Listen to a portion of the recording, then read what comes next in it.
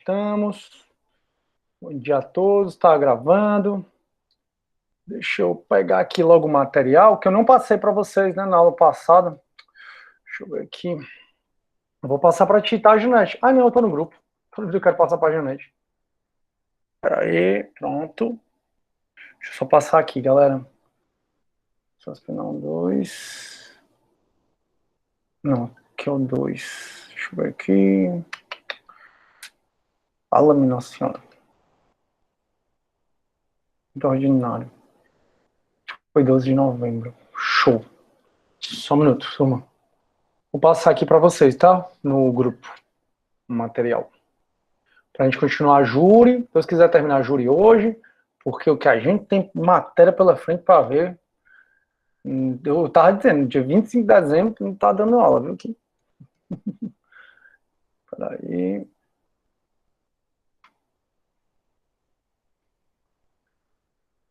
Pronto. Pronto, galera. Botei no grupo agora. Vai chegar aí já já. Ei. Pronto. Pronto. E aí, turma, tá todo mundo bem? Como estamos? Como é que fomos de votação?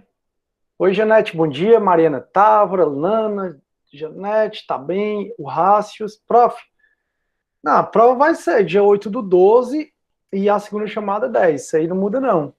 O negócio é que se eu não tiver acabado a matéria, aí eu vou ter que continuar até acabar, né? Entendeu? Mesmo que eu não cobre isso na prova, entendeu? Então, aí, paciência. Dia 8, primeira chamada, dia 12, dia 10, segunda chamada. Mas realmente, que matéria grande, tinha esquecido que a matéria era desse tamanho. Mas vai dar certo. Então, turma, espero que vocês estejam bem, espero que vocês tenham votado bem, com consciência, tudo direitinho. Hoje, turma, a gente vai falar da segunda fase do Tribunal do Júri. Eu acho que hoje a gente acaba a segunda fase do Tribunal do Júri. Tem muitas questões para vocês resolverem. Resolvam as questões sobre júri, turma. A OAB, a FGV, ela não gosta pouco de júri, ela ama júri. Toda prova cai júri, toda prova. E aí, então, resolvam exercícios, tá bom? O máximo possível, todos os exercícios têm gabarito, por aí vai. Bom, turma, estou compartilhando minha tela, tá? Para a gente continuar. A gente está vendo o procedimento do júri. Vimos que o procedimento do júri, né, tem duas fases. A primeira fase é a fase do sumário da culpa ou do judício accusationis. Essa primeira fase ela é muito parecida com o procedimento ordinário, que vai mudar, né, que não vai ter essa absolvição sumária, vai mudar o artigo 406 aqui, pelo 396 pelo 406, e vai mudar a sentença. Aí, pessoal, a gente já conversou sobre sentença de pronúncia, impronúncia, absolvição sumária, desclassificação, já conversamos sobre os recursos cabíveis na primeira fase. E aí agora a gente vai estudar a segunda fase. E a segunda fase é a fase do conselho de sentença, ou chamada fase do judicium causae. O procedimento do júri, então, ele é bifásico, vão ter essas duas fases, e essa segunda fase só vai existir se na primeira o juiz der a decisão de pronúncia. Então, se na primeira o juiz tiver certeza ou tiver dúvida, lembrem que na primeira fase vigora o indúbio pro societate. Na primeira fase, o juiz, se ficar na dúvida ou tiver certeza que é um crime doloso contra a vida e que tem insuficiente de autoria, aí ele pronuncia. A pronúncia, então, manda o cara da primeira fase para a segunda fase. E aí, aqui nessa fase do conselho de sentença, é onde a gente lembra mais do júri, né? Onde a gente vê os jurados, é onde tem aquele teatro todo que a gente vê, né? Então, tem o juiz presidente da vara do júri, tem os jurados, são 25 jurados, e esses jurados vão formar o conselho de sentença. E como é esse conselho de sentença? O conselho de sentença são os 7 jurados que vão votar. Esses 7 jurados, eles podem ser recusados, tanto pela acusação como pela defesa. Então, o juiz, ele vê quais são dos 25 jurados que estão presentes, é para todos os 25 estarem presentes, porque o júri é uma obrigação. E aí, sendo para eles estarem presentes, se eles estão presentes, o juiz, ele vota, né? Ele sorteia, e aí quando ele sorteia, ele diz, o Sidney, aí ele olha para a defesa ou me aceita ou me recusa. A acusação e defesa, cada um pode recusar de maneira imotivada até 3 jurados. E pode recusar de maneira motivada quantos forem. e na hora o juiz decide. Se por conta das recusas não conseguir formar o conselho de sentença, aí é remarcado o júri para esperar esses jurados que faltaram para tentar sortear de novo e fazer o conselho e formar o novo conselho de sentença.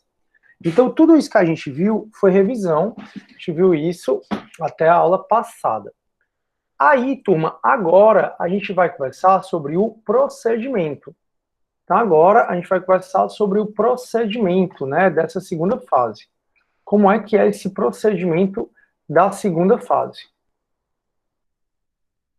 Então, esse procedimento da segunda fase, ele começa, pessoal, que os jurados, eles recebem a cópia da denúncia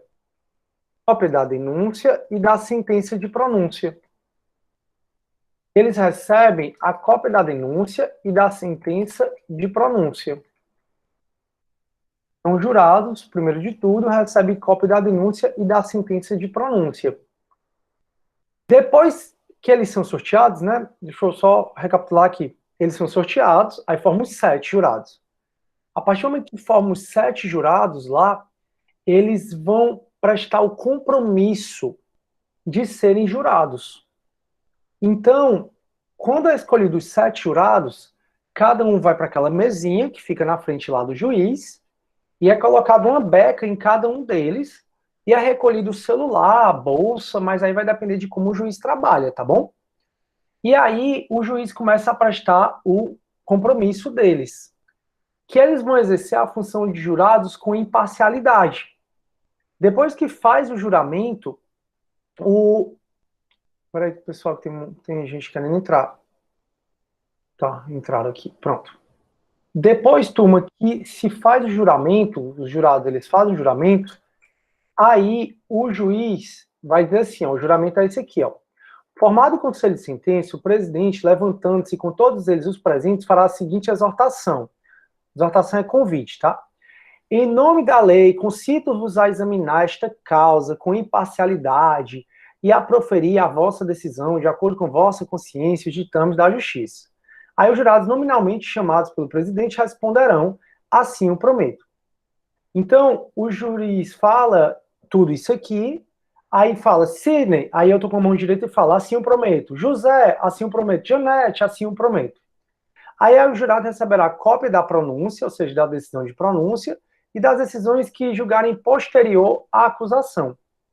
Então, turma, o artigo 472 diz que, escolhido, né, o conselho de sentença, escolhido o conselho de sentença, vai ter a fase do juramento.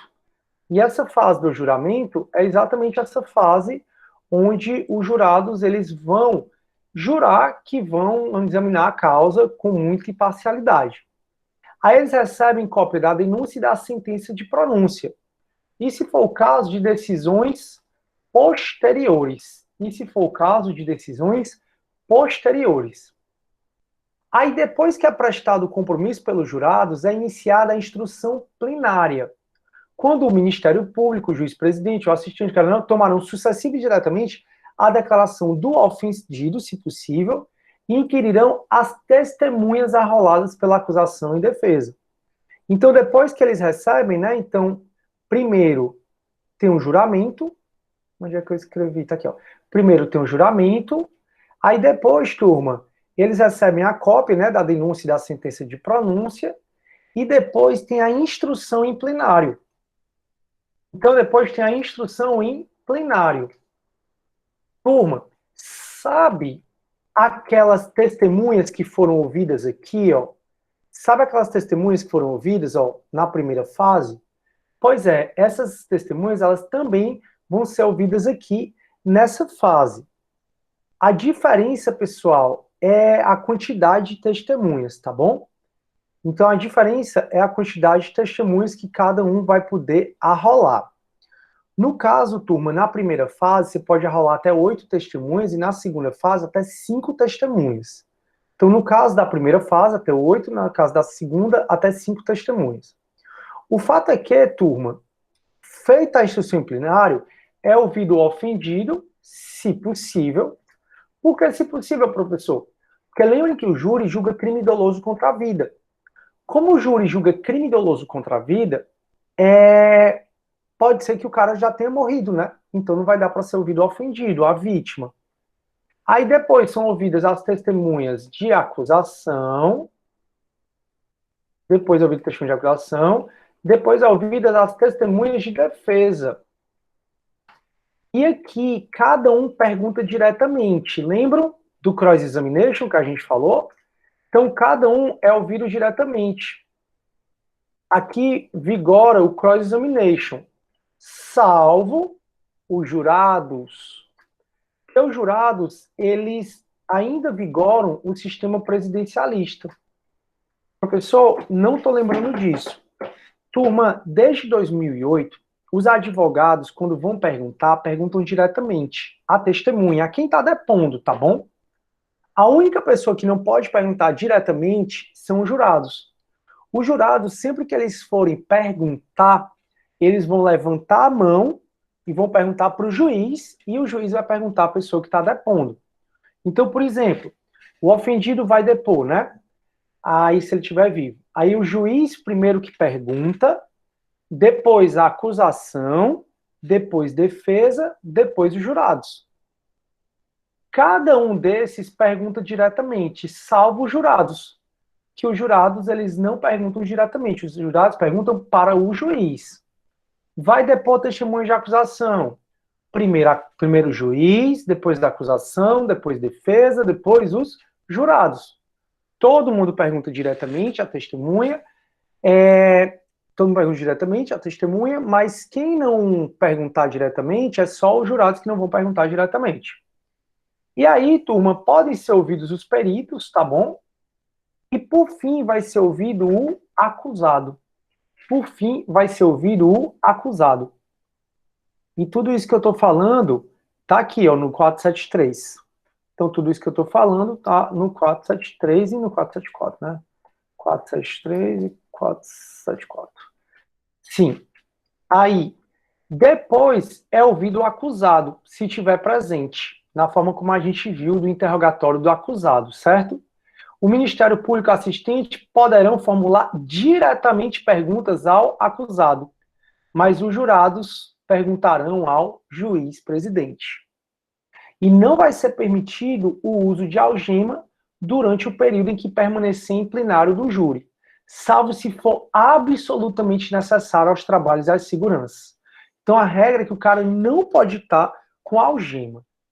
E aí os registros são feitos por gravação, tá? Para ir mais rápido. Fica gravando tudo. Então, turma, depois que se escolhe os jurados, depois que se forma o conselho de sentença, os jurados prestam o julgamento do artigo 472. Depois que os jurados prestam o julgamento, eles recebem cópia da denúncia e da sentença de pronúncio, se for o caso das decisões posteriores. Depois começa a instrução em plenário. Nessa instrução em plenário, é ouvida essa galera toda, né? Ofendido, testemunha de acusação, defesa, perito, se for o caso, e o acusado. Isso tudo, cada parte é perguntada pelo juiz, pela acusação, pela defesa e pelos jurados. E aí, depois que termina a instrução em plenário, o juiz pergunta assim: senhores jurados, vocês estão prontos? Estão satisfeitos? A gente pode começar com os debates orais? Aí o jurado pode dizer: não, eu ainda estou em dúvida. Gostaria de ver os autos do processo. Não, ainda estou em dúvida. O juiz presidente do júri, que ele tem que ter todo cuidado, porque quem vai julgar são os jurados. Então ele precisa saber, ele precisa ter certeza que os jurados estão entendendo o que está acontecendo. Lembre que para ser jurado, você precisa ser maior e capaz. E ter idoneidade. Não precisa você ser formado em direito, não precisa você ser mestre, não precisa ser formado. Então pode ter alguém lá que está viajando, não está entendendo nada. Então, a toda hora, o juiz presidente ele tem que ter muito cuidado de perguntar aos jurados se eles estão entendendo tudo, se está tudo ok. E aí eles estão entendendo tudo ok, continua. Se não, refaz o que o jurado quiser, até, pessoal, ele entender o que está acontecendo. Deu para entender? Professor, Oi. o senhor pode olhar minha pergunta no chat, por favor? Próximo. Diz assim, ó. O senhor falou sobre a hipótese de anulação do tribunal do júri, se não me engano, quando é citado algo sobre a pronúncia. Isso. Correto? Se sim, porque os jurados podem receber a sentença de pronúncia, mas não pode falar sobre ela do decorrer do processo. É porque a forma como o advogado ou o Ministério Público possa falar da sentença de pronúncia pode dar a entender o que é errado ali. Porque, Mariana, o que é importante aqui da sentença de pronúncia? São jurados saberem exatamente o que o cara está sendo processado. Vou explicar melhor. Já falei para vocês que o cara, que o tribunal do júri, ele tem duas fases, né? Ele é um procedimento bifásico. Nessa primeira fase, Mariana, pode ser que o Ministério Público esteja processando o cara por homicídio quadruplamente qualificado. Fechou? Ao final dessa primeira fase, que eu estou sendo responsabilizado, né? Estou sendo processado por homicídio 4 vezes qualificados, o juiz pode me pronunciar por homicídio simples.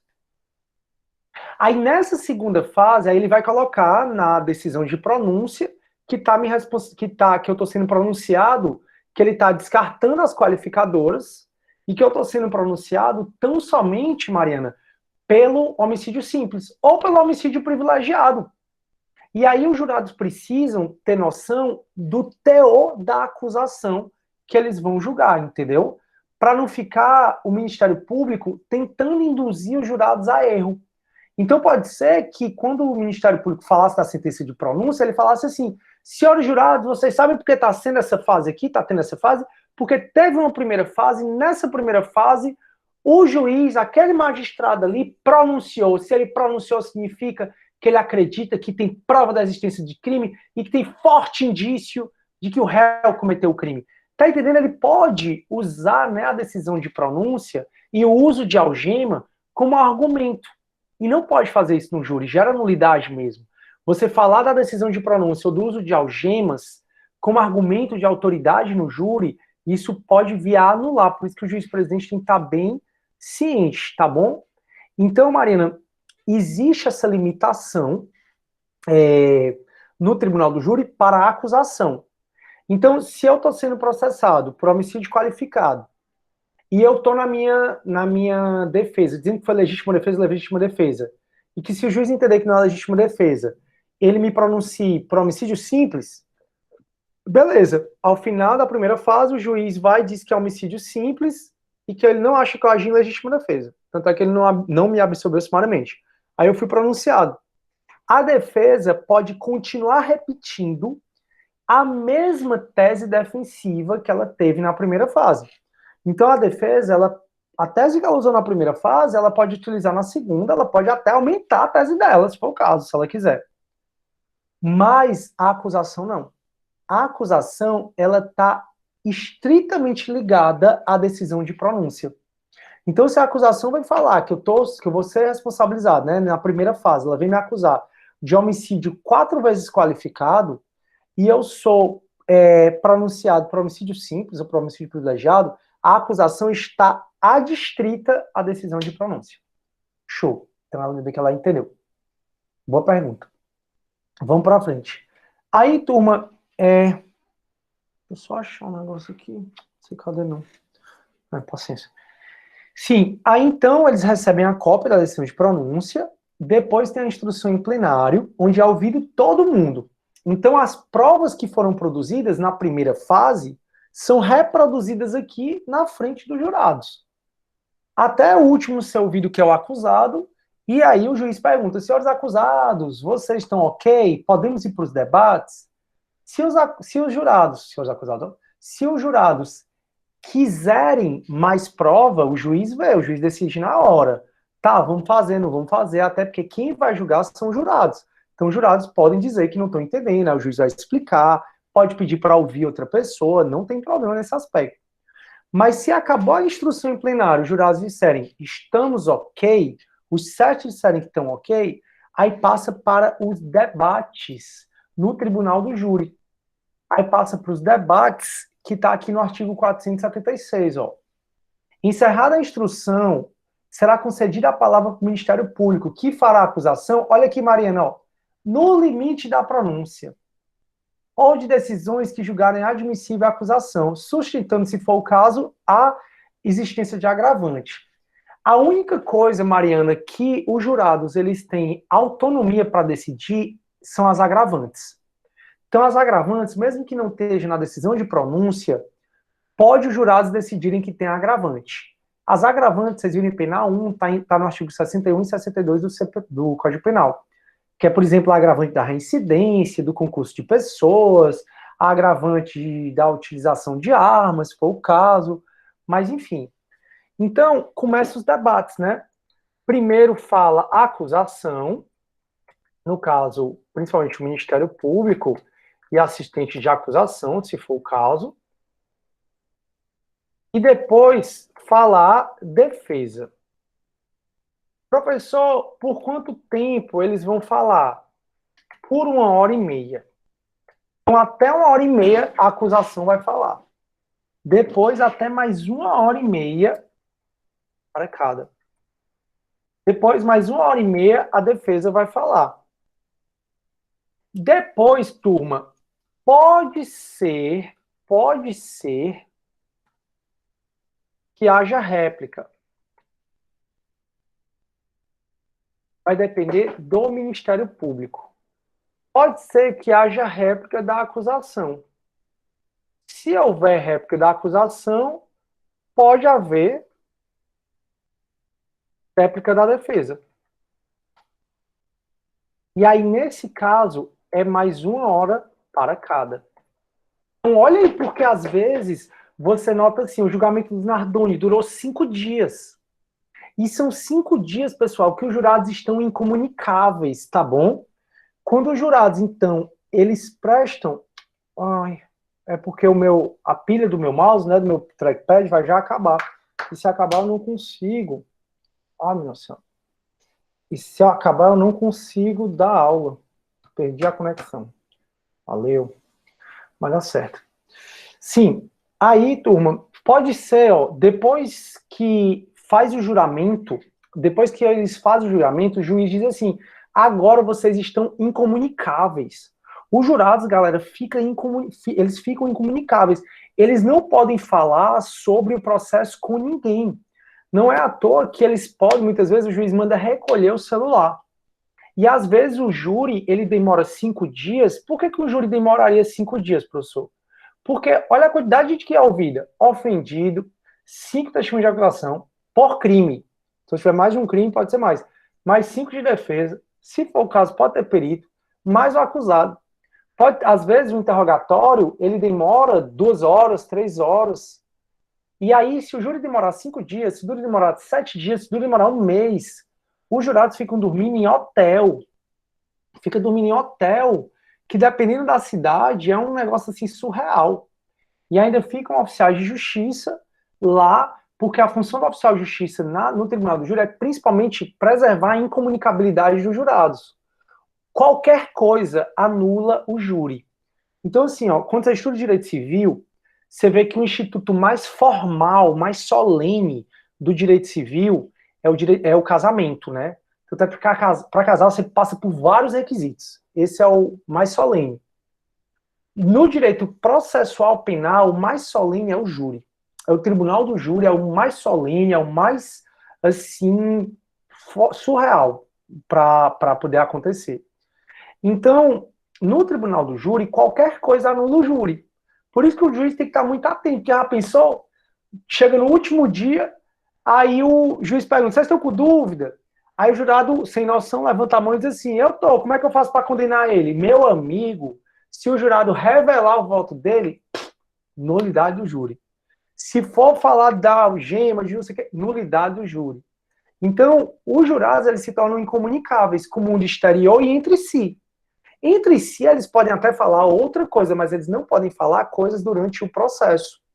E aí eu tenho histórias, né, de amigos meus surreais de que o tribunal colocou tanto o oficial de justiça como os jurados para dormir em hotel, que quando eles chegaram lá, tinha barata dentro do hotel. Foi um júri muito grande, eu não participei desse júri, graças a Deus. Aí cada dia um oficial ficava de plantão, aí não chegou na minha vez, graças a Deus. Mas assim, foi surreal de trabalhoso, de chato, foi surreal. Enfim, o fato é que os jurados, a partir do momento que são escolhidos, formam um conselho de sentença e prestam o compromisso, eles se tornam incomunicáveis entre si sobre o processo e com o mundo exterior. E aí, depois, né, da instrução em plenário, vem os debates, se os jurados estão ok.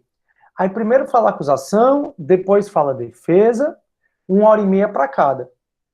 A acusação pode falar de réplica, pode querer a réplica, se ela tiver mais 1 hora para acusação.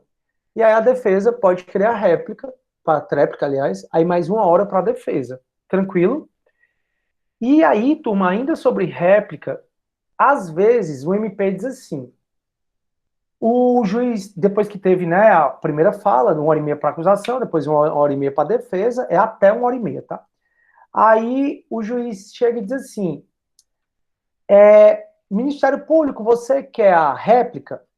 Aí o Ministério Público diz assim, não, já está tudo provado que o cara cometeu crime, portanto ele vai ser condenado. Meu amigo, se o Ministério Público falar isso, se o Ministério Público, você quer réplica? Não quero. Agora, se o Ministério Público falar, não quero, por quê, e continuar com argumentos, o juiz tem que dar direito à tréplica à defesa. Então, quando é que a defesa não teria direito à tréplica? Quando, na réplica, o juiz pergunta, Ministério Público deseja réplica? Não. Ponto. Se o Ministério Público falar, se a acusação falar, não quero, por quê, e justificar, o juiz tem que olhar para a defesa e perguntar, defesa quer tréplica? Se o juiz não fizer, o júri é anulado. Deu para entender, pessoal, até aí? Eu acho que deu, né? Show. Turma, se tiver mais de um acusado, o tempo aumenta em 1 hora. Então, se tiver mais de um acusado, tipo esse artigo aqui, o tempo aumenta em 1 hora. Então, tá aqui, ó, o 477. O tempo destinado à acusação e à defesa será de 1h30 para cada e 1 hora para a réplica, e tanto para a tréplica. Havendo mais de um acusado ou mais de um defensor, combinarão entre si a distribuição do tempo. Havendo mais de um acusado, o tempo para acusação e defesa será acrescido de 1 hora e elevado o dobro da tréplica e da réplica, ou seja, fica 2h30 e aqui ficam 2 horas, se houver mais de um acusado. Ok, turma, tá aí? Se tiverem dúvida, é só me perguntar, tá bom? Aqui 476 para vocês irem estudando depois. Beleza. Aí, galera, terminou os debates. Quando termina os debates, aí, como eu falei para vocês já, né, esse artigo 478 é mega importante, que foi o que a Mariana fez referência. Dizendo assim, que durante os debates, as partes não podem, sob pena de nulidade, fazer referência à decisão de pronúncia ou ao uso de algema como argumento que beneficia ou prejudica o acusado, nem ao silêncio do acusado. Já falamos que tudo que for exibido aqui tem que ser juntado aos autos com 3 dias antes de antecedência, 3 dias úteis antes de antecedência, tá bom? Então, não esqueça desses 2 artigos, que eles são limitações ao direito de defesa, né, que são muito importantes, vive caindo em prova. No 480, ele diz, a acusação, a defesa e os jurados poderão a qualquer momento, e por intermédio do juiz-presidente, pedir ao orador que indique a folha dos autos, por ele lida. Então tá lá o Ministério Público morrendo de lei, e ele diz, olha, eu quero ver. É por isso que em jurado, no júri, você vê muita acusação indo até os jurados e apontando onde está cada coisa, né? E aí, turma, às vezes pode ser que precise de uma diligência que não dá para ser feita na hora. Se tiver uma diligência, um fato que é essencial para o julgamento da causa e não puder ser feita na hora, o juiz vai dissolver o conselho de sentença, mandar fazer a diligência e aí vai ter que começar tudo de novo. Então imaginei que no julgamento do goleiro Bruno, ele disse, eu sei onde está a Lisa Samud, o corpo. Nossa, o corpo da Lisa Samud ele é essencial, né, para a gente saber sobre o crime, né? E aí, se ele tivesse dito isso, o juiz poderia ter dito assim, tudo bem, então vamos ver se o corpo está lá mesmo. Ah, o corpo está. Vixe, vai demorar para exumar, vai demorar para exumar, vai demorar para fazer perícia. Se não der para fazer uma diligência na hora, aí o juiz tem que dissolver o conselho de sentença e tem que mandar fazer essa diligência, que não dá para fazer na hora, e depois tem que marcar uma nova audiência para começar tudo de novo na segunda fase, né? Aí, se a diligência consistir na prova pericial, o juiz presidente, desde logo, nomeará o perito e formulará os quesitos, né? Como é coisa que a gente já estudou. E aí vem para quando termina os debates orais, quando termina esses debates aqui, o juiz pergunta assim: senhores jurados, vocês estão prontos para julgar? Se os jurados disserem sim, se os jurados disserem sim, estamos prontos para julgar, excelentíssimo. Aí vem para a próxima fase, que é a fase, turma, do questionário e da votação, que está no 482 ao 491. Vem a fase do questionário e da votação. Essa é a fase em que os jurados respondem aos quesitos. Então, essa é a fase onde os jurados respondem aos quesitos. Está aqui, 482. Deixa eu botar aqui. 482 a 491. Aqui, turma, é aquela fase que eu até já andei conversando com vocês, de que os 7 jurados, cada um recebe duas notas, né? Duas cédulas.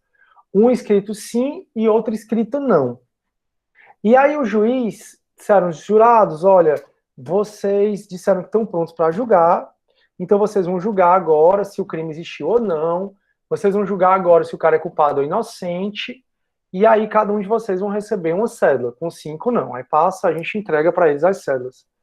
E aí o juiz explica, eu vou fazer a quesitação, eu vou fazer perguntas a vocês, que a resposta ou vai ser sim ou vai ser não. Com base na consciência de vocês, coloquem a cédula que corresponde à sua resposta na primeira urna e a cédula remanescente na segunda urna. Então o juiz vai fazer perguntas. Se o jurado achar que é sim, a primeira pergunta, a resposta, aí ele bota sim na primeira cédula, na primeira urna, e ele bota a cédula de não na segunda urna. Tudo bem até aí? Então essa é a parte do questionário e votação. Aqui, turma, o conselho de sentença será sobre a matéria de fato, se o acusado deve ser absolvido, né? Os quesitos são redigidos em posições afirmativas, simples e distintas. O juiz ele tem que ter muito cuidado com as perguntas que ele vai fazer para ser muito claro para os jurados. Tanto é que quando o juiz presidente ele lê a pergunta, ele pergunta para os jurados se eles entenderam. E ele diz assim, ó, se você achar que o crime aconteceu, bote sim. Se você achar... O juiz aqui ele tem que ser o mais didático possível. E os quesitos o juiz tem que perguntar sobre o quê? Turma, os quesitos têm que ser formulados nessa ordem aqui, tá bom? Deixa eu copiar, esse artigo é grande, mas é um artigo bem importante para vocês conhecerem um pouco mais o Tribunal do Júri. Então, qual é a ordem, né? Oh, meu Deus. Primeiro de tudo... Acho que é porque está acabando a pilha, aí ele está dando um delayzinho. Pronto.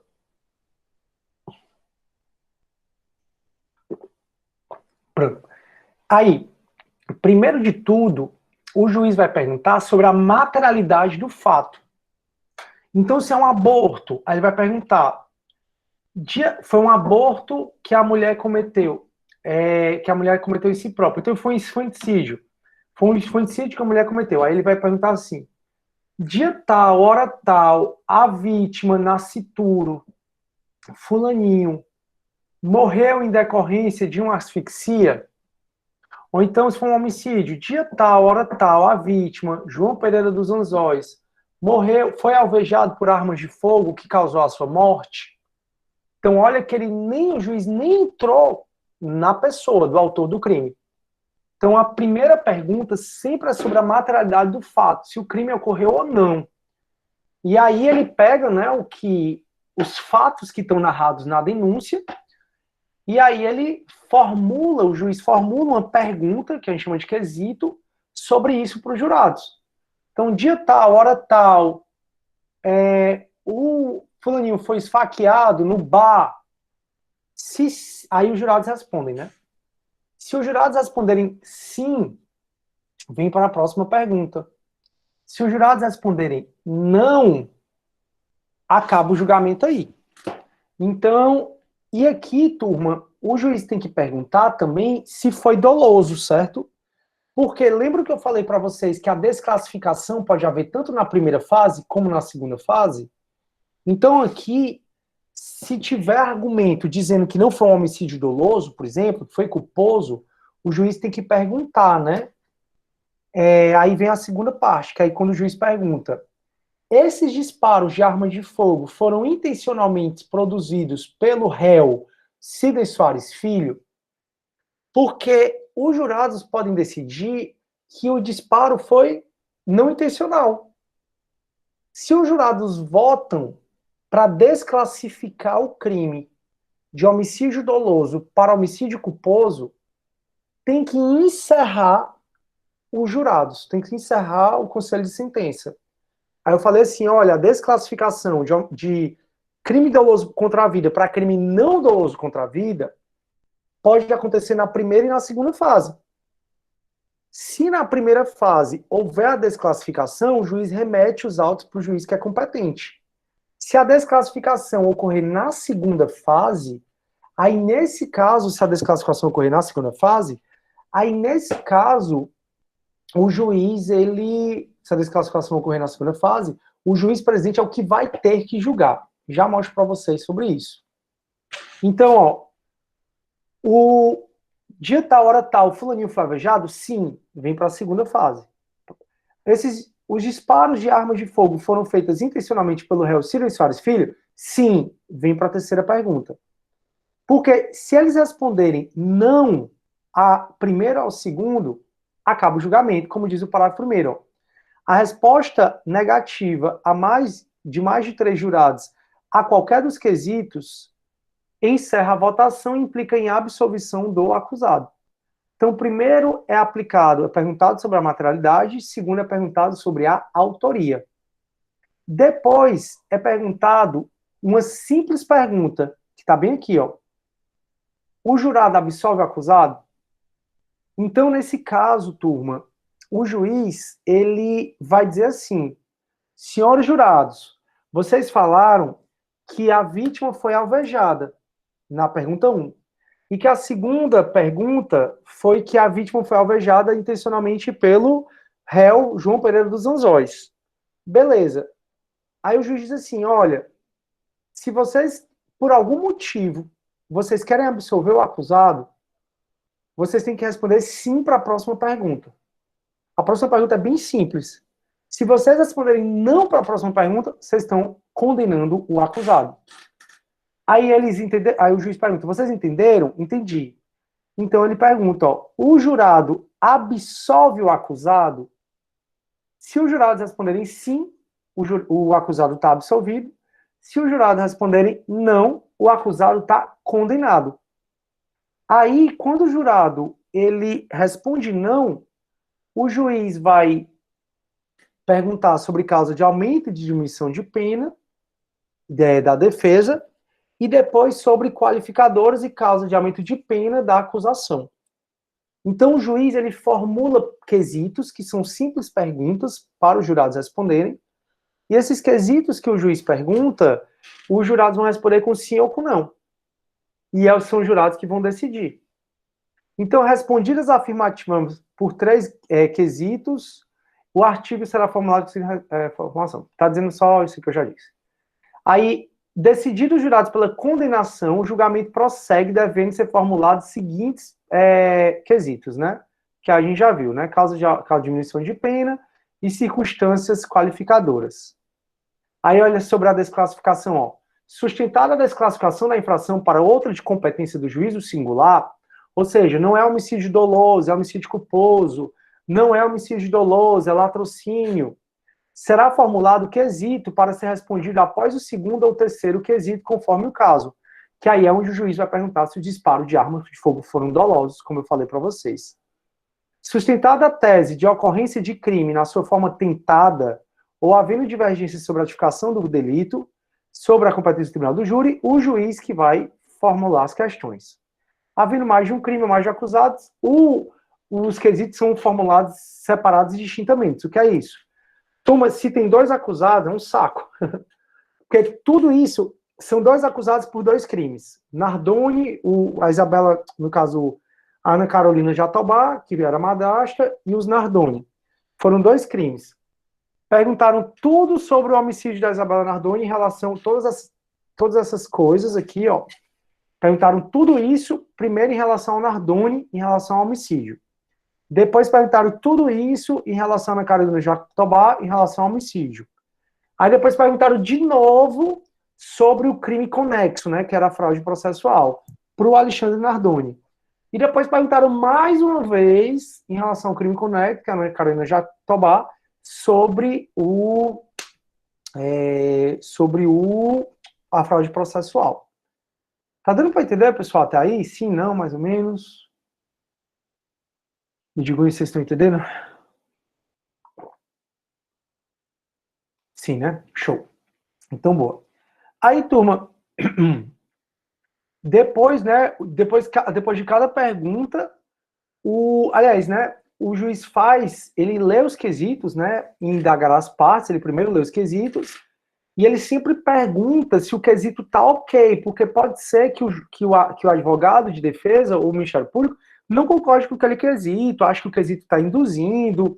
Então o juiz sempre pergunta se os jurados entenderam, o juiz tem que ter muita cautelosa aqui. Não tendo dúvida a ser esclarecida pelos jurados, o juiz-presidente, os jurados, o assistente, o defensor, não tem dúvida para ninguém, o oficial de justiça vai... esqueci de falar isso. Vai ser feita em sala especial, tá? Em tese, turma, que eu esqueci de falar isso porque é coisa pouca que acontece na prática. Até acontece, sabe? Mas, assim, talvez só em Fortaleza. Mas aqui no resto das cidades, não. Na hora da quesitação, é um ato sigiloso, tá? Tudo isso aqui que a gente conversou, que o juiz vai... Primeiro o juiz vai ler os quesitos para perguntar, mas na hora da votação em si é sigiloso. Só pode estar presente o advogado, só pode estar presente o Ministério Público, o querelante. Nem o acusado, muitas vezes, ele está presente, tá? Mas muitas vezes se deixa lá o acusado, mas nem o acusado, ele é para estar presente. Aí tudo isso dessa votação é para ocorrer numa sala secreta. Tira o acusado, deixa só o Ministério Público, advogado, juiz, oficial de justiça, escrivão e os jurados. Então, esse momento da votação é sigiloso. Em tese, é para ir para uma sala secreta, né? Como diz aqui, uma sala especial. Que no Fórum de Fortaleza tem, mas nos outros fóruns não tem. Aí, nesse caso, o juiz pede para todo mundo sair, inclusive o acusado. Então, que é o que diz o parágrafo primeiro, na falta de sala especial, o juiz-presidente determinará que o público se retire, permanecendo somente as pessoas indicadas. Então, no momento da votação, é um momento sigiloso. O juiz-presidente advertirá as partes de que não será permitida qualquer intervenção que possa perturbar a livre manifestação do conselho e que fará retirar da sala quem se julgar inconveniente, né? Aí, antes de proceder à votação de cada quesito, o juiz-presidente mandará distribuir aos jurados pequenas células feitas de papel opaco, facilmente dobráveis, contendo 7 delas a palavra sim e 7 a não, né? Um para cada jurado. Para assegurar o sigilo de voto, o oficial de justiça recolherá em urnas separadas as células correspondentes aos votos e as não utilizadas. Então, por isso que passam 2 urnas. A primeira com o voto que está valendo e a segunda com o voto que não está valendo. Após assim, a resposta, verificada os votos e as células não utilizadas, o juiz-presidente determinará que o escrivão registre como ficou cada julgamento, né? Lembrem que o juiz só pode tirar até 4 sims ou até 4 nãos, tá? Chegou 4 sims, chegou 4 não, ele tira. Então, a decisão do tribunal do júri será tomada por maioria de votos, né? Se são 7, a maioria são 4. Se a resposta de qualquer dos quesitos estiver em contradição com a outra, ou as já dadas, o presidente, explicando aos jurados a contradição, submeterá novamente à nova votação os quesitos a que se referirem. Então, por exemplo, eles votaram que sim, que o crime ocorreu, mas aí eles votaram que não tinha uma determinada qualificadora que utiliza a arma. Então, por exemplo, eles votaram que o crime ocorreu com arma de fogo. Aí, quando é na hora das qualificadoras, eles votaram que não existia a qualificadora da arma de fogo. Aí é meio contraditório, né? Então, nesse caso, o juiz explica o que é que está havendo a contradição, né? E encerrada a votação, o termo vai ser assinado por todo mundo. Aí vem para a próxima fase, e a próxima fase, turma, é a fase da sentença. Lembrem aqui na fase da sentença. O computador ele está precisando de junta. Lembrem na fase da sentença, tá, turma? Que é onde prevalece a soberania dos vereditos. Então, aqui não importa o que o juiz presidente acha, não importa. O que vai importar é a decisão dos jurados. Então, a decisão que os jurados votaram é a decisão que os... vereditos que eu botei. Então, o que importa, turma, aqui é a decisão dos jurados. Então, o juiz presidente, no caso de condenação, vai fazer a dosimetria da pena, e no caso de absolvição, o juiz presidente vai mandar colocar o cara em liberdade. Esse artigo aqui é meio importante, tá? Se houver desclassificação da infração para outra de competência do juiz singular, ao presidente do júri caberá fazer a sentença, aplicando-se em seguida o delito resultante. Então, turma, deixa eu só copiar esses dois artigos do 492, que é mega importante, tá? Vou fazer isso aqui. Deixa eu pegar aqui. Pronto. Ó, eu disse para vocês que se desclassificar o crime doloso contra a vida, quem vai julgar é o juiz presidente da vara do júri. Já falamos sobre isso. E onde está isso, professor? Está no artigo 492, o parágrafo 1º. Aí no parágrafo 2º diz assim, ó, em caso de desclassificação, o crime conexo que não seja doloso contra a vida será julgado pelo juiz presidente do tribunal do júri, aplicando-se no que couber o disposto no parágrafo 1º. Então ele está falando assim, que se eu estou responsabilizado pelo homicídio doloso e pela fraude processual, e os jurados desclassificaram, dizendo que não é um homicídio doloso, aí nesse caso, quem vai julgar qual crime é, tanto em relação ao homicídio como em relação à fraude processual, é o juiz presidente do tribunal do júri. Deu para entender, turma? Então, na segunda fase, o juiz presidente do tribunal do júri não remete os autos para o juiz que o seja. Na segunda fase, o juiz presidente do tribunal do júri, ele fica com o processo e é ele que vai julgar. E ele não pode decidir que é crime doloso contra a vida, porque ele não pode ir contra os jurados. Tudo bem? Show. Aí, turma, o parágrafo 3º, 4º e o 5º, e o 6º, né, eles entraram aqui eles entraram no pacote de crime, tá bom? E aqui, eu falei para vocês que ainda existe um tipo de execução provisória da pena, né? A gente sabe que não pode mais haver prisão, nem mesmo após condenação em segunda instância, mas existe uma possibilidade de execução provisória da pena, que é no tribunal do júri, tá? O tribunal do júri, se a sua pena for superior a 15 anos, então o juiz deu a decisão, a tua pena ficou igual ou superior a 15 anos, aí o juiz presidente, ele vai, se a tua pena for superior a 15 anos, ele já pode determinar que tu cumpra a pena provisoriamente, tá bom? Então é isso que acontece. E aí, beleza, aí a sentença será lida em plenário e a instrução, e vai ser encerrada a instrução de julgamento e encerra a segunda fase. Aí depois, turma, que termina na segunda fase, ele está só falando das atas de trabalho, que tudo tem que ser documentado, das atribuições do juiz presidente, do tribunal do júri, que você pode ler também tranquilo, e aí acaba o tribunal do júri. A gente acaba o tribunal do júri assim. Quando o juiz proferir uma sentença, é cabível apelação, artigo 593, inciso 3º do CPP, e também é cabível embargos de declaração. Então, é cabível aqui no tribunal do júri tanto apelação como embargo de declaração.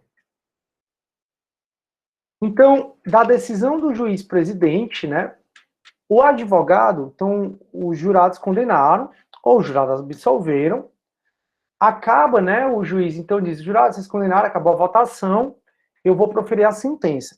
Aí o juiz faz a sentença, o juiz presidente do tribunal do júri, ele faz a sentença nos termos da decisão dos jurados. E aí ele vai ler a sentença em plenário. Quando ele lê a sentença em plenário, quando ele publica essa sentença, cabe apelação. Apelação no processo penal é de 5 dias, tá bom? Como regra. A gente vai ter uma... Acho que a gente vai falar de recursos. Se você já começa na próxima aula, o seu entre em nulidade. Mas se preocupe não que a gente vai falar de recursos. Talvez eu já entre em recurso. E aí, quando a gente for falar de recurso, turma, a gente vai falar que é cabível a apelação no prazo de 5 dias, como regra no processo penal. E 8 dias para juntar as razões. Mas aqui também cabe embargo de apelação da decisão do juiz. É super importante que você entenda quando pode haver quando pode haver apelação. A gente diz que, nesse caso, é um recurso de fundamentação vinculada. Por que essa apelação é um recurso de fundamentação vinculada? Essa apelação é um recurso de fundamentação vinculada exatamente porque a gente só pode apelar num dos 4 casos que estão no 593, que eu até já andei falando com vocês sobre isso. Vamos dizer assim, ó, 593. Caberá apelação no prazo de 5 dias, aí olha o inciso 3º, turma, das decisões do tribunal do júri quando ocorrer nulidade posterior à pronúncia. Professor, e se a nulidade for anterior à pronúncia? Se a nulidade for anterior à pronúncia, você tem que alegar essa nulidade no recurso próprio, no rés ou na apelação, como a gente já viu. Se você alega dizendo que houve uma nulidade, que, por exemplo, foi violado o sigilo das votações, não foi dado o direito de tréplica quando o Ministério Público teve a réplica, tem 1 milhão de coisas aqui que você pode alegar para anular o júri. Você pode apelar dizendo que houve uma nulidade posterior à decisão, né? Se o tribunal entender que você teve razão, que houve uma nulidade após a decisão de pronúncia, ele manda anular aquele julgamento e fazer um novo. Então, a primeira coisa que um advogado pode alegar na decisão do tribunal do júri é uma nulidade posterior à pronúncia. A segunda coisa que ele pode alegar, e ele pode alegar tudo, tá? Pode ser mais de uma coisa, mais de uma vez. A sentença do juiz presidente foi contrária à lei expressa ou à decisão dos jurados. Então vocês sabem que hoje não pode haver regime integralmente fechado. Aí o juiz ele faz uma sentença dizendo que eu vou ficar em regime integralmente fechado. Então é contrário à lei expressa. Eu apelo com base na linha B. Ou às vezes os jurados decidiram uma coisa e o juiz decidiu outra. E não pode, por conta da soberania dos vereditos, né? Pode ser que os jurados quiseram colocar uma qualificadora e o juiz retirou. Pode ser que os jurados quiseram absolver e o juiz condenou. Pode ser que enfim, pode ser 1000 coisas. Pode ser que a decisão do juiz presidente seja contrária, né, à decisão dos jurados. A próxima argumento, né, são 4 alíneas, como vocês veem. O próximo argumento que você pode alegar, sim, aí nesse caso, se a decisão do juiz for contrária à lei expressa, ou a decisão dos jurados for contrária à lei expressa, ou a decisão dos jurados forem contrárias, a decisão do juiz foi contrária à decisão dos jurados, aí nesse caso, o tribunal só retifica. Então eu apelei porque o juiz me condenou e me disse que eu ia ficar em regime integralmente fechado. Isso não pode, porque está contrário à lei. Aí eu apelo e o tribunal, ele mesmo, pode dizer que não, que na verdade o regime não vai ser integralmente fechado.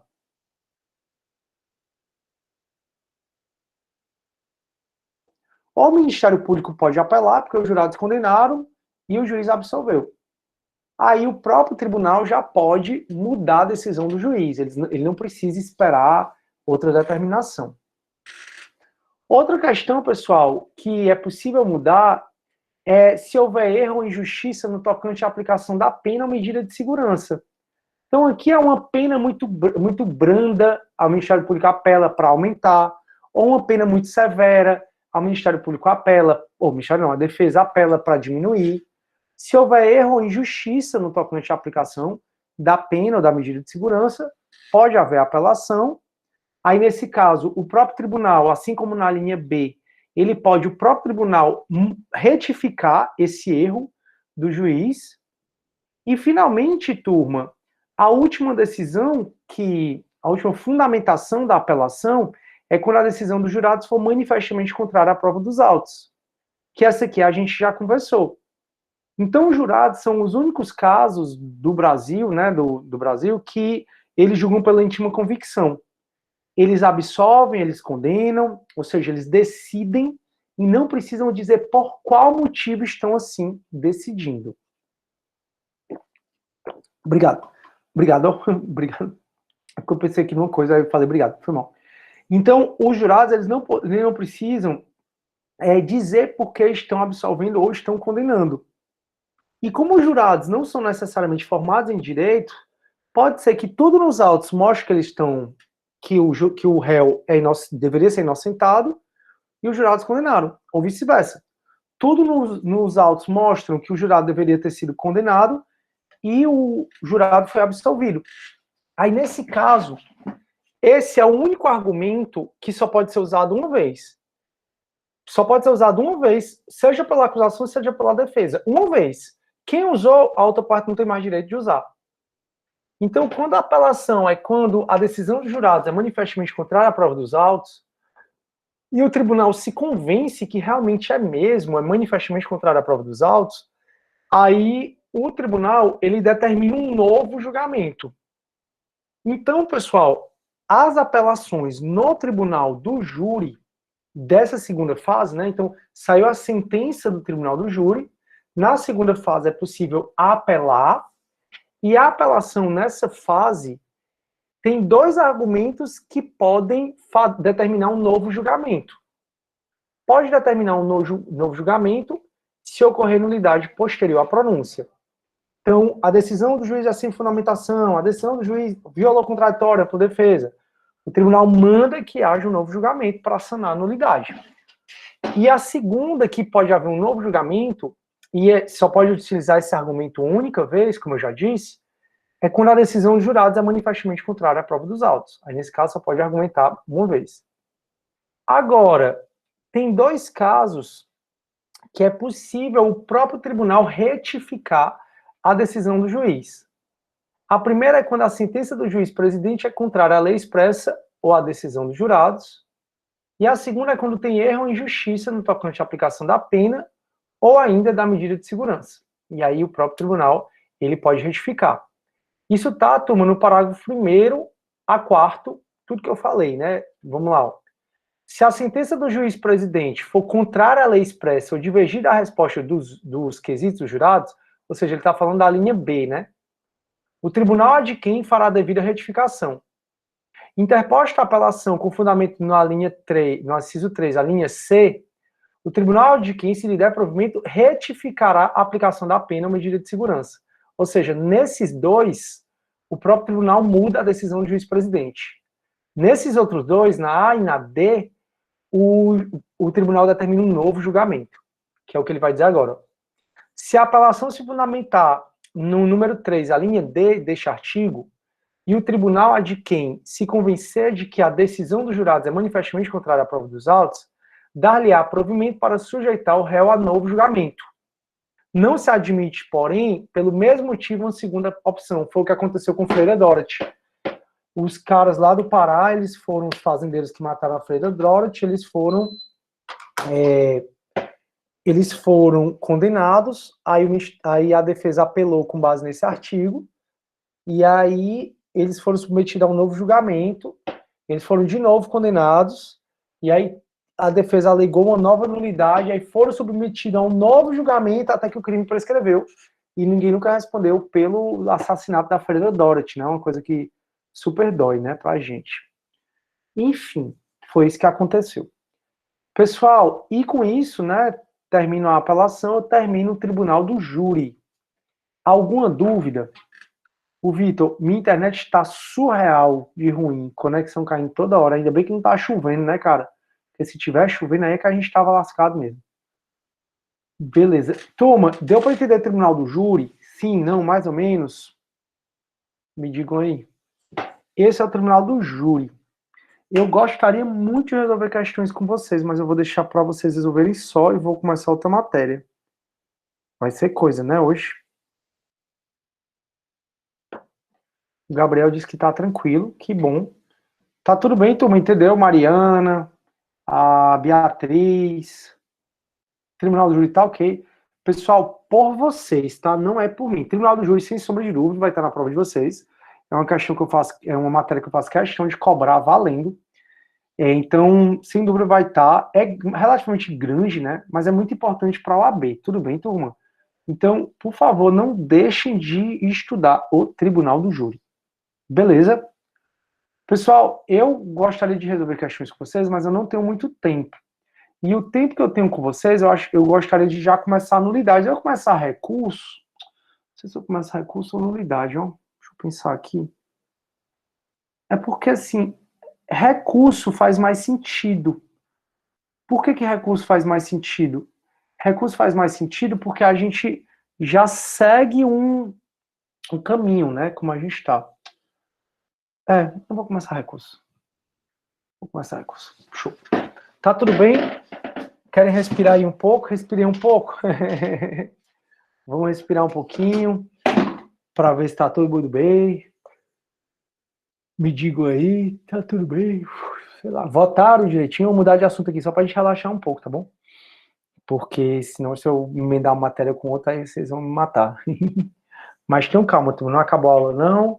Vamos entrar aí e falar de recursos. Recurso é uma matéria super legal, adoro ministrar recursos. E a gente precisa acabar recurso para começar a nulidade.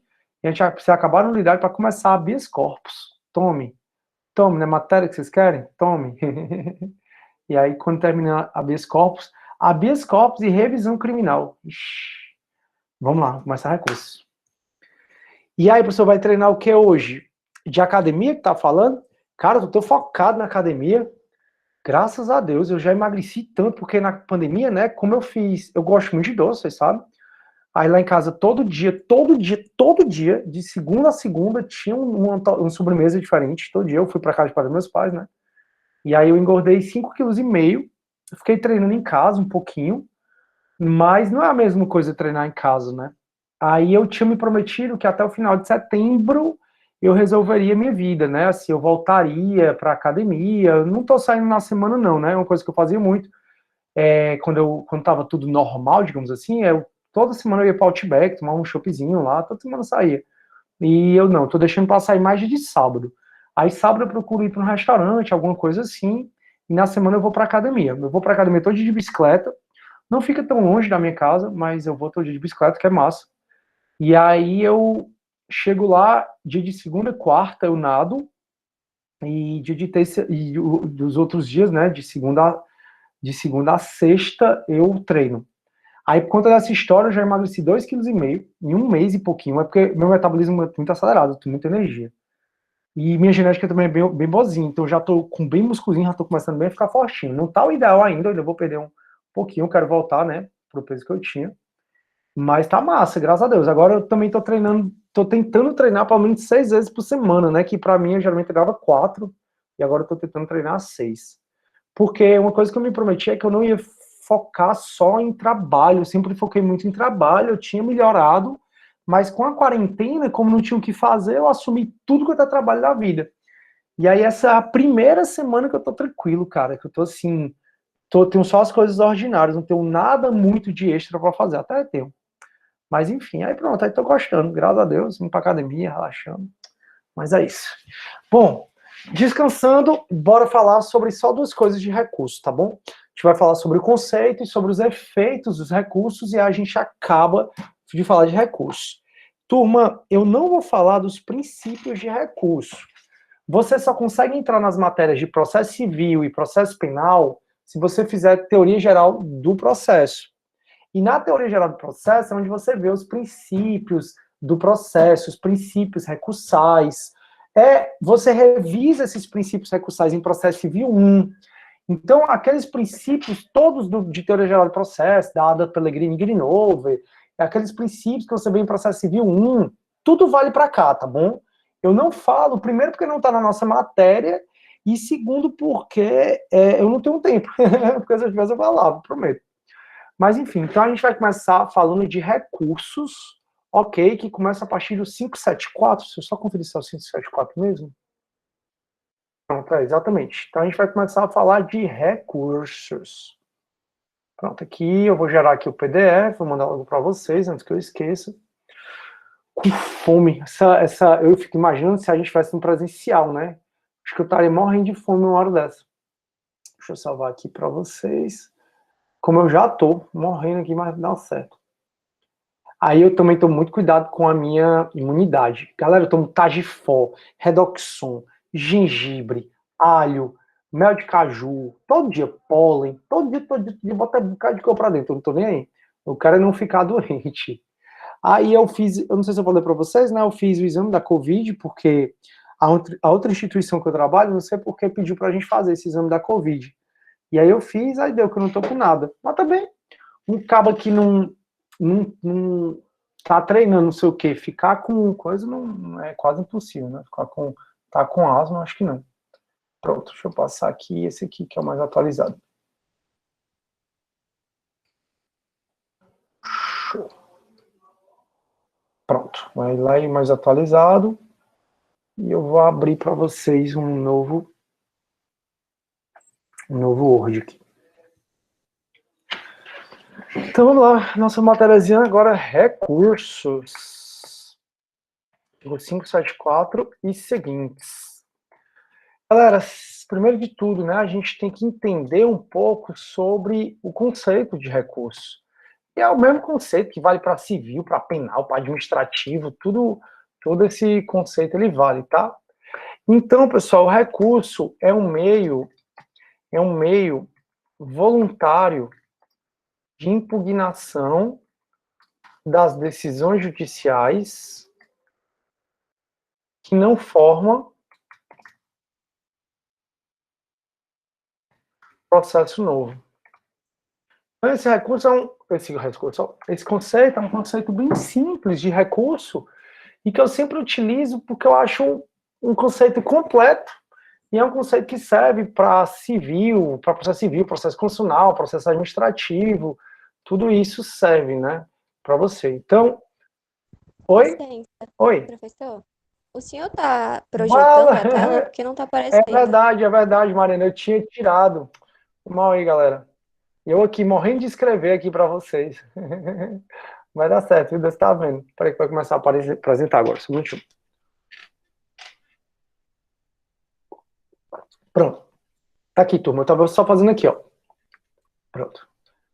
Então, turma, o recurso é um meio voluntário de impugnação das decisões judiciais, que não formam processo novo. Primeira coisa que caracteriza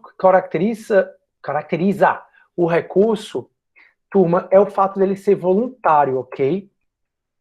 Porque existe o tal do recurso de ofício, mas o recurso de ofício, tecnicamente, não é recurso.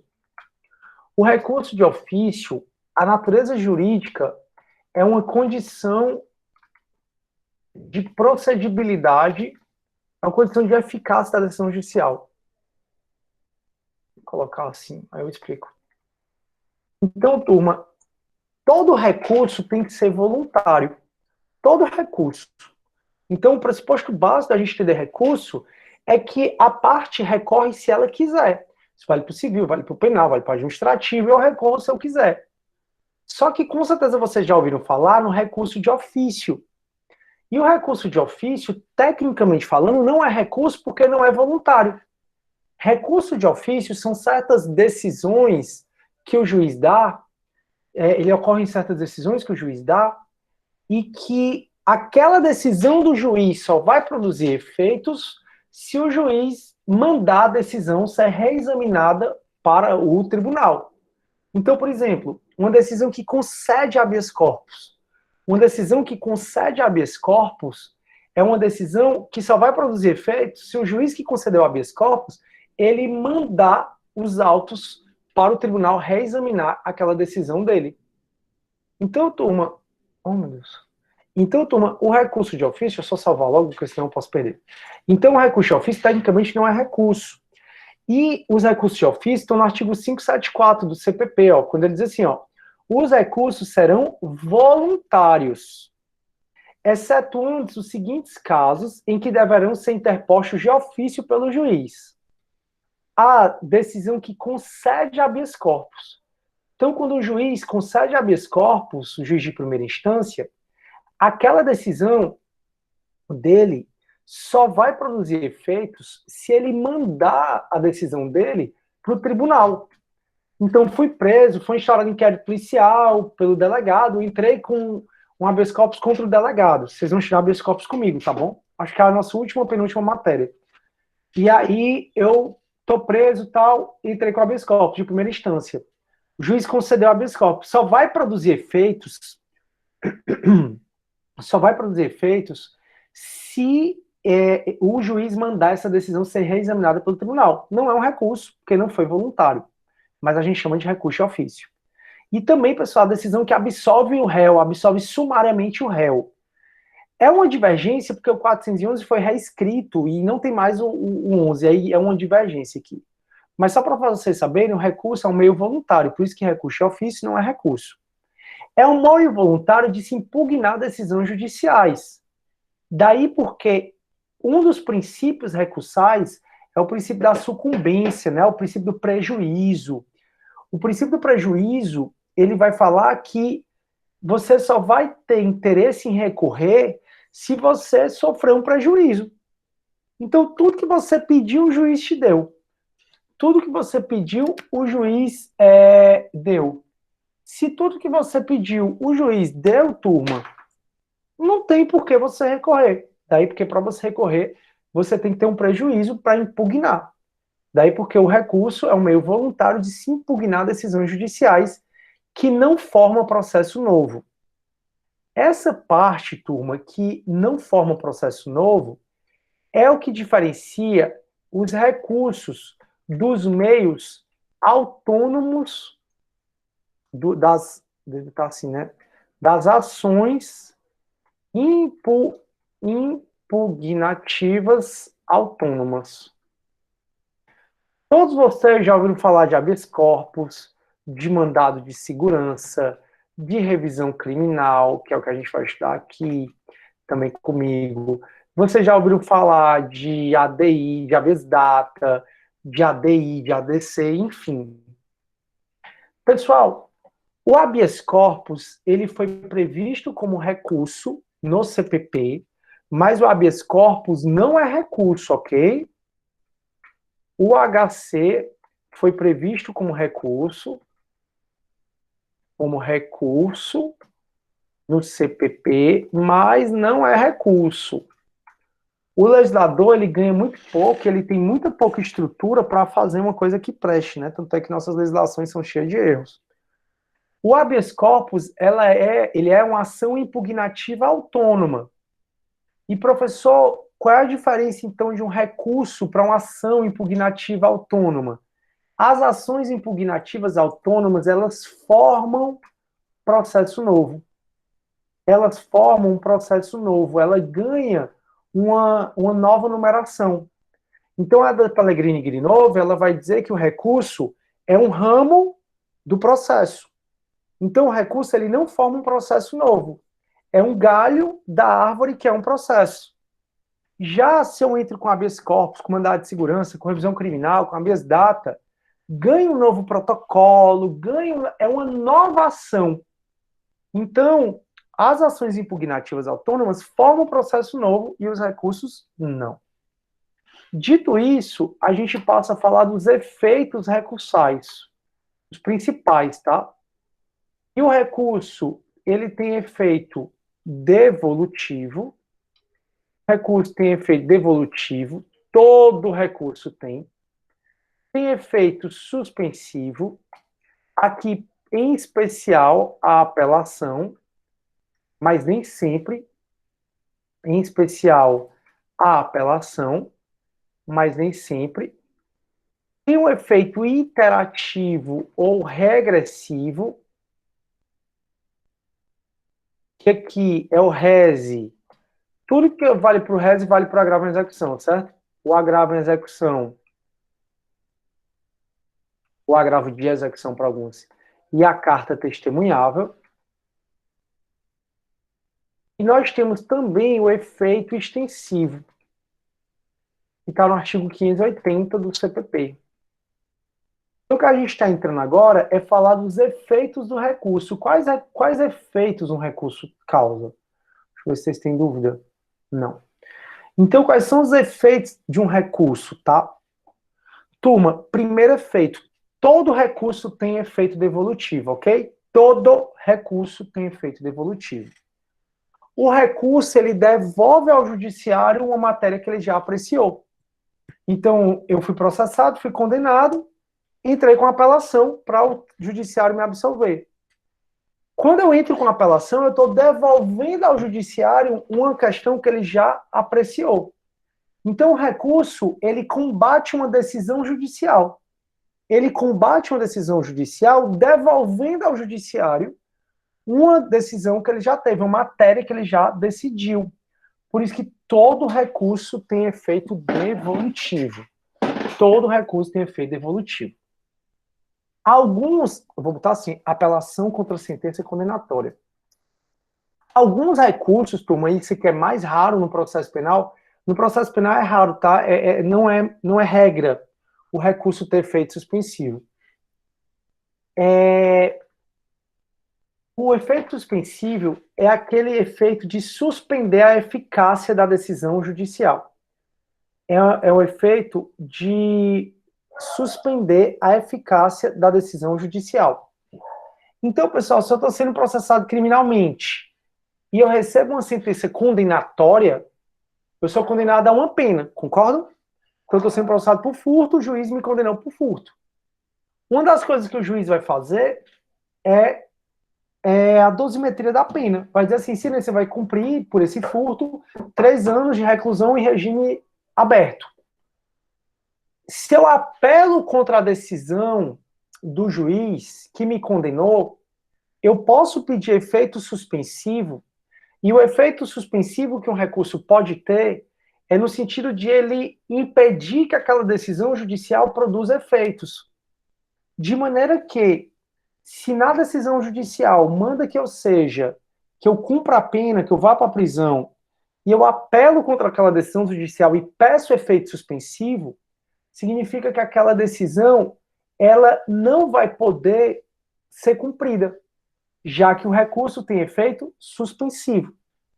Sabe qual é a grande crítica da proibição, né, da condenação em segunda instância, pessoal? É porque quando a gente está em segunda instância, a regra é que nenhum recurso de segunda instância tem efeito suspensivo. Então, em segunda instância, vai caber lá recurso especial, recurso extraordinário, embargos infringentes, embargos de nulidade. Nenhum dos recursos que cabem em tribunal, embargo de declaração, nenhum dos recursos que cabem em tribunal tem efeito suspensivo. Então, o que a galera diz é o seguinte: se tem um acórdão condenatório, ainda que eu recorra, não tem esse recurso efeito suspensivo. Recurso especial não tem efeito suspensivo, recurso extraordinário não tem efeito suspensivo, o embargo infringente, embargo de nulidade não tem efeito suspensivo. Então, quem defende a possibilidade de haver prisão após condenação em segunda instância, defende dizendo que os recursos que cabem em segunda instância não têm poder para suspender a decisão de segunda instância. Não tem, portanto, efeito suspensivo. Só que não é o que prevaleceu que a gente é amparado pela presunção de inocência, e por isso, mesmo que eu tenha um acórdão condenatório em segunda instância, não é possível haver a execução provisória da pena nesse caso. Então, o efeito suspensivo é mais em relação a uma apelação contra a sentença penal condenatória. Porque se a sentença penal condenatória me condena, obviamente, manda que eu vá para a prisão, eu entro com apelação para suspender esse efeito dela de me mandar ir para a prisão. O próximo efeito, que é o efeito iterativo ou regressivo, só tem esses 3 recursos, tá?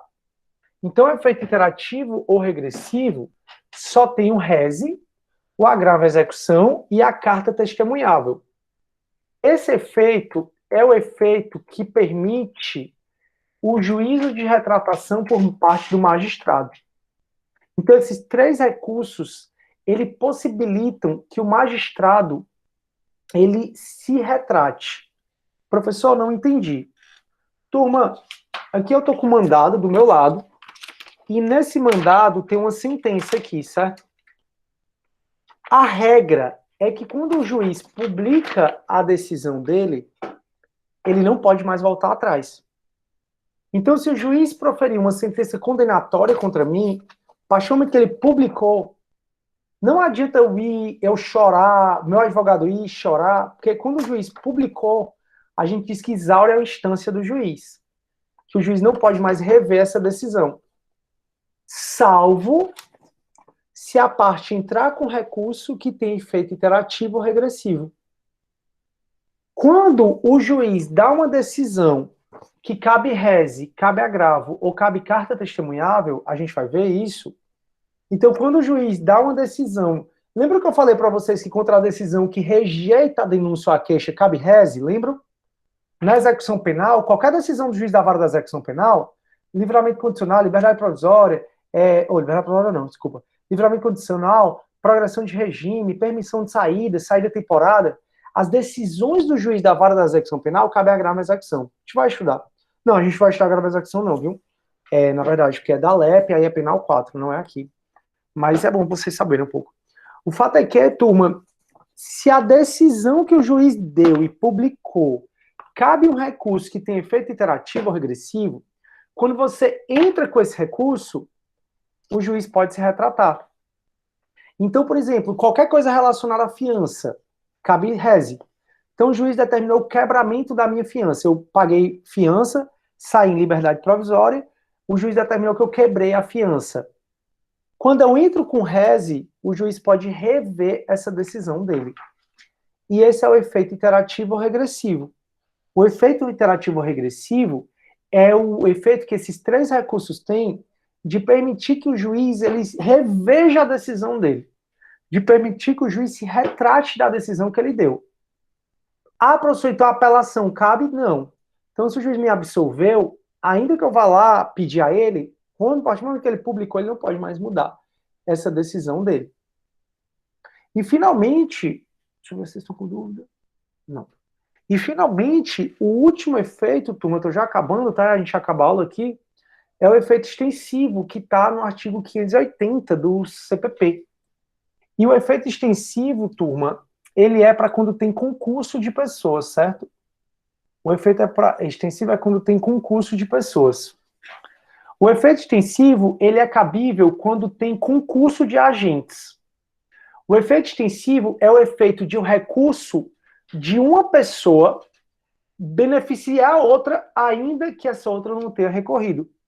Então, eu e o Vitor, a gente está sendo processado por roubo, os 2 fomos condenados, né, em concurso de pessoas, eu apelei, o Vitor não. O efeito extensivo é a possibilidade dos efeitos benéficos, só benéficos, do meu recurso, beneficiar o Vitor também, ainda que o Vitor não tenha recorrido. Professor, então o efeito extensivo é no caso de concurso de agentes, a possibilidade do efeito benéfico de um recurso beneficiar o outro, ainda que esse outro não tenha recorrido? Isso. Sempre isso vai acontecer? Não. Olha o que, é que o artigo 580 está falando. Ó. No caso de concurso de pessoas, a decisão do recurso interposto por um só dos réus, se fundado em motivos que não sejam de caráter exclusivamente pessoal, aproveitará os outros. Então, quando o réu, só um deles, então tem 3 pessoas sendo processadas, só um deles apela, por exemplo, fundamentando em questões que não sejam de caráter pessoal, fundamentando em questões objetivas, os efeitos benéficos do recurso dele se estendem aos demais de maneira automática, tá? Então, ele foi apelar, pessoal. Eu e o Vitor, a gente foi processado por roubo, fomos condenados e só eu apelei, dizendo que o roubo nunca existiu. E eu consegui convencer os desembargadores que o roubo nunca existiu. Esse meu recurso foi com base em questões de caráter que não foram exclusivamente pessoal. Então, como não tem nada da minha pessoa, o efeito benéfico desse recurso vai aproveitar o Vitor. Outro exemplo, eu e o Vitor, a gente está sendo processado pelo furto e fomos condenados por um furto. Só eu apelei, o Vitor não. E eu apelei dizendo que eu sou isento de pena porque eu furtei a minha mãe. E eu e o Vitor, obviamente, nós não somos irmãos. Nesse caso, turma, quando eu apelo alegando que eu furtei a minha mãe, aí vai pegar o 181 do Código Penal e vai dizer que eu sou isento de pena. Nesse caso, eu fundamentei meu recurso em questões de caráter exclusivamente pessoal. Ser primário, ser reincidente, ser filho, ser pai, a idade, todas essas são questões de caráter exclusivamente pessoal. Não aproveitam demais. Mas se o seu recurso for fundamentado em questões de caráter exclusivamente pessoal, aliás, em questões de caráter que não sejam exclusivamente pessoal, ou seja, questões mais objetivas, questões que não dizem respeito à pessoa em si, da pessoa que está apelando, está recorrendo, aí se estende aos demais, se aproveita aos demais. Deu para entender os 4 efeitos, turma? Sim ou não? Ou mais ou menos? Vocês conseguiram entender os 4 efeitos? Bom, acho que sim.